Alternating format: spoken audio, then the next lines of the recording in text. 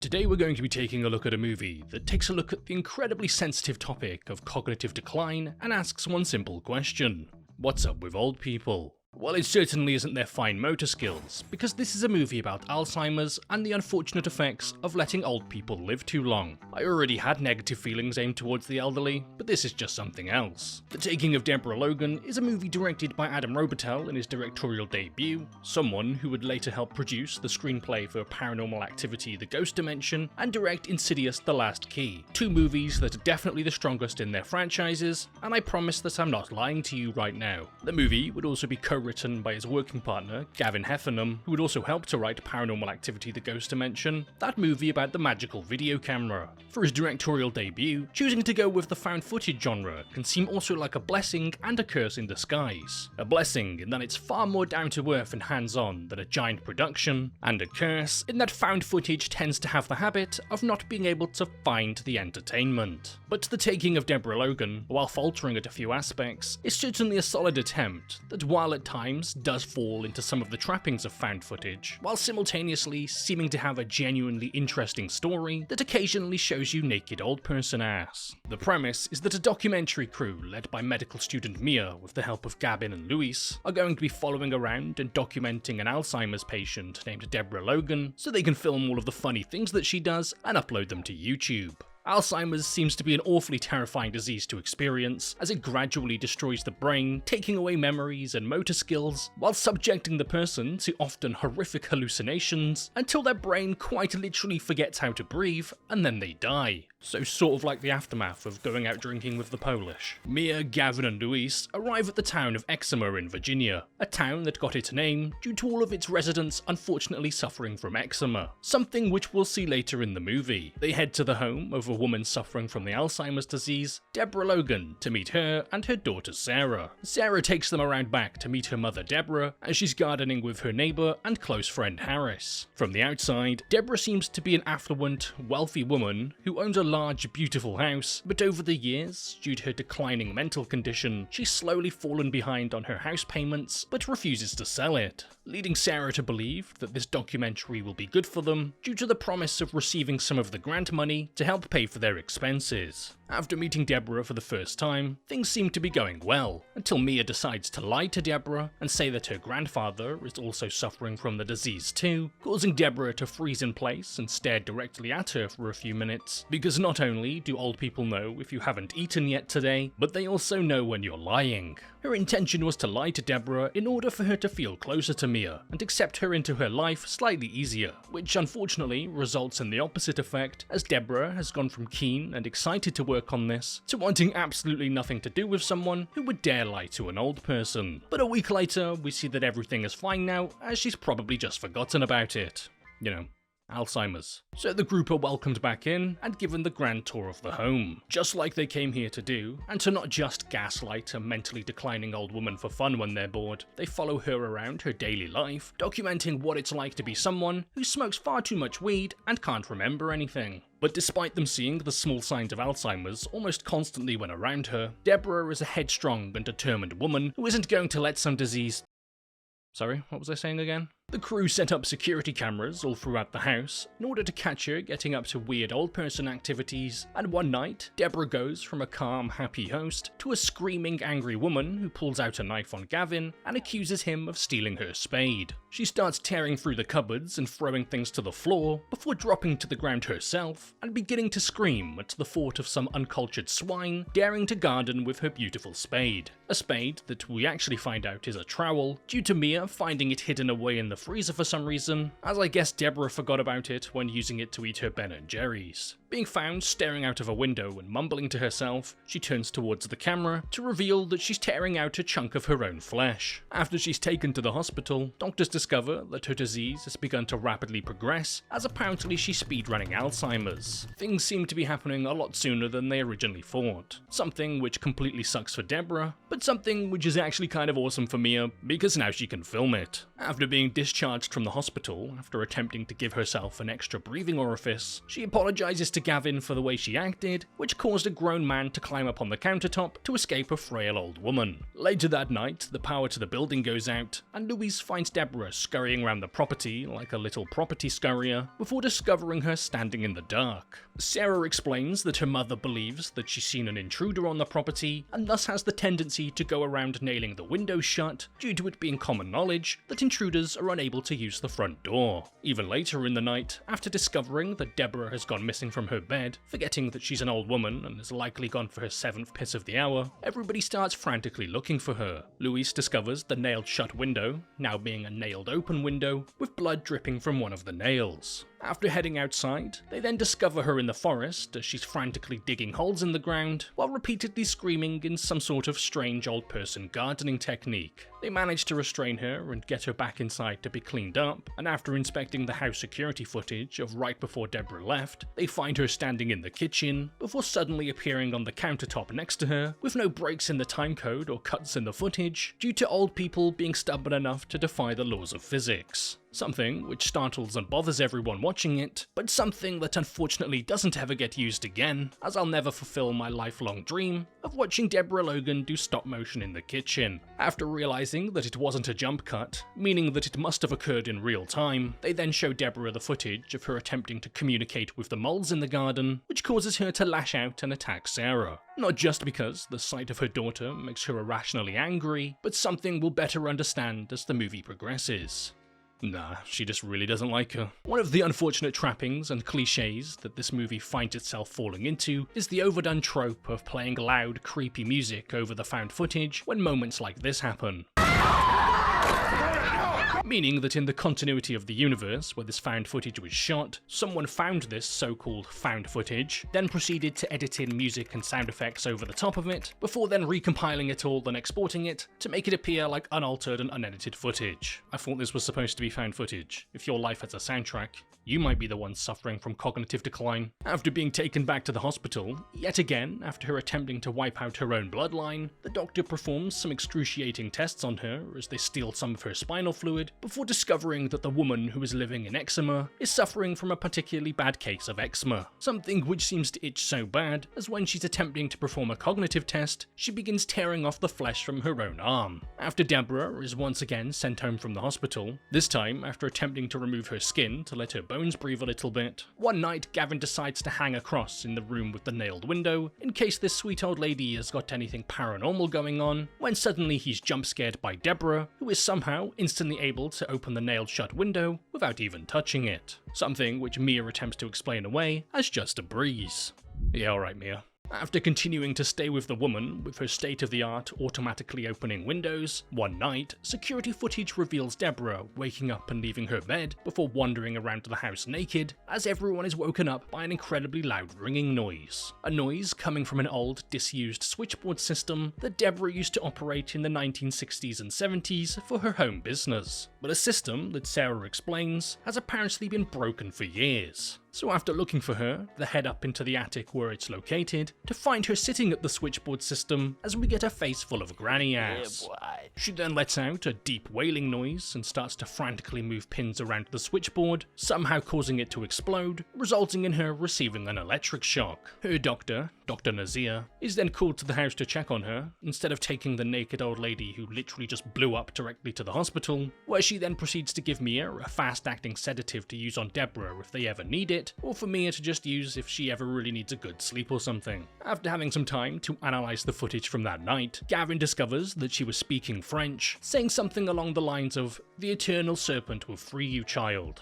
Be my fifth." You know, typical French stuff. But Sarah confirms that her mother doesn't even know how to speak French, as it's a completely made-up language. After noticing that she was attempting to dial 337 on the switchboard, they decide to check Deborah's old records from the early 70s to try and figure out who she wanted to get in contact with, but that page in particular appears to have been removed from the book. But using a piece of charcoal and paper, they're able to reveal a name left in a depression on the next page. Henry Desjardins, a local physician who disappeared after a series of cannibalistic ritualized murders of 4 young girls. A man from Quebec, explaining why Deborah was attempting to speak French, as Canada really can't decide what language they should all speak.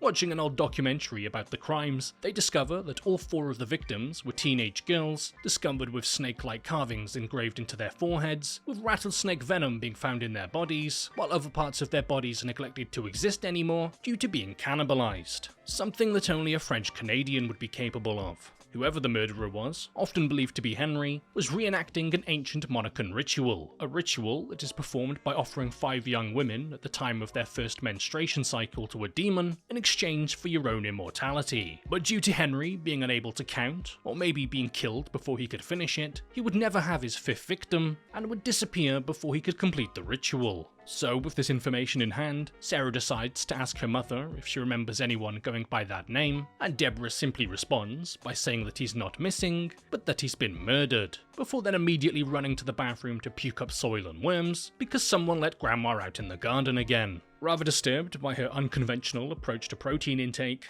Deborah is once again put in hospital for overeating gummy worms, and her friend Harris desperately attempts to talk to her before being dragged out of the room by security, due to them believing that old people should not be allowed to talk to each other. Since day one, Harris has been attempting to convince Sarah to get rid of the documentary crew, with their suspicions of him being fueled even further after discovering that he was brought in for questioning shortly after the murders of the teenage girls, due to being repeatedly spotted at some of the crime scenes and around Henry's residence. He was ultimately released without charge. Because what? Is a man not allowed to skulk around the crime scene of a little girl or something? Mia theorizes that perhaps Harris is responsible for killing Henry, and that his best friend Deborah helped him cover it up all of those years ago, but now the Alzheimer's is bringing those repressed memories back to the surface for her. And quite literally, immediately after discussing how Harris might be actually a murderer, they hear several loud bangs coming from outside of the home, to see a drunken Harris firing off shots from his shotgun before shooting out the window of Gavin's car, due to him secretly being racist against car windows. The police are then called, and Harris is booked into the drunk tank for the night, and given nothing more than a slight smack on the wrist for enacting his God-given American right of getting drunk and shooting things. Say goodnight, motherfucker!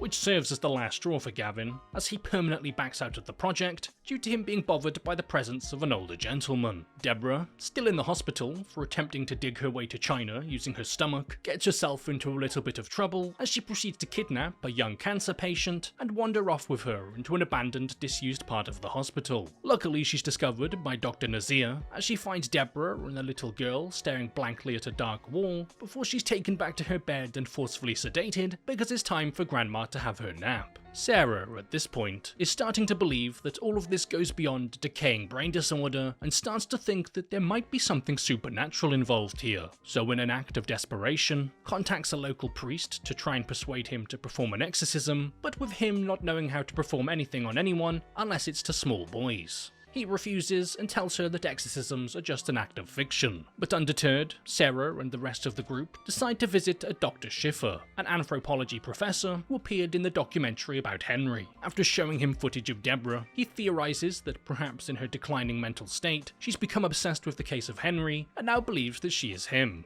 Or another theory which he proposes, which the whole group just decides to take as truth, is that they're dealing with a paranormal parasite, a vengeful being from beyond the realm that preys on the minds of the weak. Something that he personally has first-hand experience with, as while living among a tribe for a while, he witnessed a mother distraught over the death of her son, causing her to refuse to put down his rotting body for over a month. And eventually she started taking on the boy's personality traits and started to act and even sound like him. The only way that this woman was eventually freed from the evil spell was when a witch doctor burnt the boy's body to break the bond. So believing that Deborah is now being possessed by the evil spirit of Henry, they need to try and figure out what happened to him and where his body is located. Harris once again decides to visit Deborah in the hospital, and she asks him to mercy kill her, something which he's more than happy to do because apparently he needs the XP, but while he's attempting to suffocate her with a pillow, the room suddenly starts to shake and the TV is flung from the mount on the wall directly into the back of Harris. Before Harris is killed from the unfortunate side effects of watching too much TV, Sarah comes to visit him in the hospital to ask about Henry, and he tells Sarah that back in the 1970s, Deborah could hear Henry's voice on the switchboard, and she learned that Sarah was going to be taken to a local cave to be his fifth and final victim to complete the ritual. Because of this, Deborah would actually be the one to kill Henry by stabbing him in the neck with her trusty little spade and burying his body in her backyard. The same spot in the backyard where Deborah was frantically digging holes in the ground and presumably taking bites out of them too. But once they start digging in the area, they discover that the soil has been recently disturbed before finding Deborah's spade buried there with no remains of Henry left behind. After searching the house for Henry, they discover an old bag in the attic full of decomposing human remains, so decide that they should try to burn it to lift the curse. After a bunch of snakes then magically appear in the bag, they throw it in the fireplace and set it on fire, resulting in an explosion that leaves the remains unharmed. As they run out of the house in terror, they see what appears to be a person looking at them through the window, before Sarah decides that actually she's going back into the house for the remains, as she needs to destroy them for her mother's sake. Sarah gets a call saying that Deborah has once again broken free from her restraint in the hospital and has kidnapped the little girl again. After arriving at the hospital to learn that Deborah quite literally shed the skin on her hands to remove the restraints, realizing that Henry is inhabiting Deborah's body, Sarah realizes that she's going to take the little girl to the cave where he was originally going to take her to finally complete the ritual. So accompanied by the police, they discover Deborah and the little girl, but Deborah lets her thoughts on law enforcement be known by spitting venomous poison all over the face of one of the officers before disappearing with the little girl again. Louise is forced to take the officer back down the mountain, leaving Mia, Sarah and the sheriff to track down the salivating geriatric. After coming across an old mining building, the sheriff heads in first before being attacked and killed, before being left to be consumed by the snakes. With it only being Sarah and Mia, they crawl deeper into the cave system, past multiple snakes that apparently only like the taste of police officers or something as they aren't aggressive, as their plan is to use the sedative given to Mia by Dr. Nazir to weaken Henry enough so they can destroy his remains without him causing another one of his little explosions. After discovering Deborah and the little girl, that's exactly what they attempt to do. But chaos ensues, and Sarah is forced to save Mia from being given a big sloppy kiss from her mother before she disappears even further into the caves. Hearing the horrifying cries of a little girl, who at this point has been completely silent because children should be seen and not heard, they eventually discover Deborah with the bottom half of her jaw entirely detached as she's biting down on the top of this little girl's head. Once again upset that her mother is putting random objects in her mouth again, Sarah fires off a shot to get her mother to stop, followed by Deborah screaming at them with her big old gapy mouth hole. But this time they're able to administer the sedative, no matter how wide she can open her mouth, before Sarah's finally able to destroy the remains that she's been carrying around in her backpack, like a really disturbing episode of Dora the Explorer. Deborah is seemingly cured and the little girl is saved, and we see that months later, Deborah is still suffering from the wobbly brain disorder and is declared medically unfit to stand trial for the murder of the sheriff, where we see that luckily the little girl has gone into full remission and is now cancer-free. Because of this, she's being interviewed by the news, and it ends by her menacingly staring into the screen, alluding to the fact that this isn't over, followed by this very much being over, as the credits then roll. So before this video comes to an end, I'd like to just give a big shout out and a massive thank you to all of the YouTube members and patrons, the people who every month continue to go out of their way to help support the channel. If you're interested in becoming a YouTube member or patron yourself, not only are you just generally being a great support, but you also get access to a few little perks, like being able to join the private Discord server, where you can then get links to all uncensored versions of videos. Starting out with this week's new YouTube signups, a massive thank you to Justin Paws, Adolf Rizzler, Mai, Dorok, Jacob Cordova, Ooga Booga, Steph G, Yup It's Vibe, Braille, Crusader, It's Not Nox, Ashley Taylor, Sigma Gang 420, Istian, Derek, Saucy, Giant Mutant Ant, Mr. FBS, Demolok, The Last Final Girl on the Left, Sky Panda, Adrian Almandarez, Pacey02, Dawn Chorus, CeeLo Graham, Blank, Bruce Johnson, I Mean You He Was Taken, Haranghe, B Moose, Norbert, Danga 1999, Sean Lush, Zaza Lord, R. Chowdhury, Matthew Sabot, Alexander Maria Mola, Kuziak 17, Wodante, and Lauren. Now moving over to this week's new Patreon signups, a massive thank you to Roald, KJ, Angelskier, Walter White, Lisa Jarvis, Faith Smith, I Am Worst Player, Pavel Peshev, Jiden, Aaron Zwires, Pin Leach, Thirsty, Jack Jorgensen, insert name here, Diego Ramos, The Dog You See, Jed Max, Evelyn, Maxim Desh, Leon Theed, Mark MGCKS, Eternal, Tito Lounge, Paul Fuisa, German Biscuit, Blaze, Taylor Clancy, Trina Merkel, Resi Sins, Elias Woodland, Rachel Herald, Andrew Robra, Thomas Anthony Fendley, Manhut, M, Gore, BS Said, Ethan Stock, Maximilian, Sondawire Woe, Abdu Khalid, Chloe Pricefield, Sharky Shark, Mr. Beanity, and Lauren Combs. So once again, a big shout out to all of the YouTube members and patrons, and a massive thank you to everyone else for watching.